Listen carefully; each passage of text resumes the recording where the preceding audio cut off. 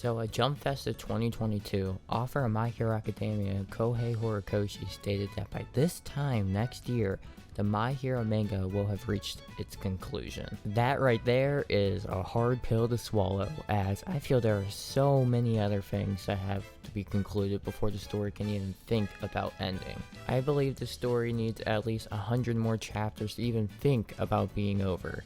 I stated in my previous video that the pacing of the story has taken a much faster approach and doesn't reflect as much as it once did. As such, not as many moments with the characters can occur without pausing to reflect on the past. Without any sort of chapters dedicated to the characters reflecting on past events, I could see the story ending in the next year, but it would feel majorly rushed in comparison to the pacing of the first 300 chapters. So why rush to the finish line then? I can think of two possibilities why. 1. Horikoshi is simply tired of the story or burnt out and wants to reach the conclusion as fast as humanly possible. Burnout happens to so many writers that it's only natural it would happen to someone who has already made 330 plus chapters. He's dedicated 7 to 8 years of drawing and writing chapters of the same story, so getting tired isn't unusual. Though I don't have any evidence to support this theory, it's more of so a feeling I have given the much faster pacing of the story recently. I feel a lot of authors, instead of just rushing to the end, would simply just take a break to get the writer's block out of their way. But in this case, it's just sort of a feeling I have, I don't know. If it really were a writer's block, why would he try rushing to the end all of a sudden? I don't know.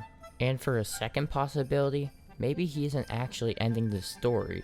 Maybe once the war's over, maybe it continues in a different way like Boruto or something along those lines. What if once we reach the conclusion, the story continues but from the perspective of the villains, or it's simply another story about the next successor of One for All, where he has to pass it on for some reason because he's about to die or becomes old. Maybe in the final fight, Deku is on his last limbs and he passes it on to some other character, I don't know, Bakugo maybe, and then he has to wield the power, and then the story continues in a whole nother series. Those are just ideas though. The series makes way too much sense to rush the ending, so I feel something like this makes much more sense to happen. If I were to end this story, there are many remaining plot holes or just time to develop certain characters that I would like to dedicate chapters towards. Seeing more of Kirishima and Ashido reflect on their middle school time and the devastating loss of Midnight, seeing Eri become a more important asset in the war with her power, seeing Shinto have an active role in the battle and what is going on from the general studies course perspective, having closure on Araka's feelings towards Deku with the speech she made for him, and her having a confrontation with Toga talking about their last interaction. Aizawa and Mike's background with Shirokuma would be awesome as well. I could honestly keep on going about what I'd like to see covered in the end, but I would need at least another 200 chapters to have everything covered.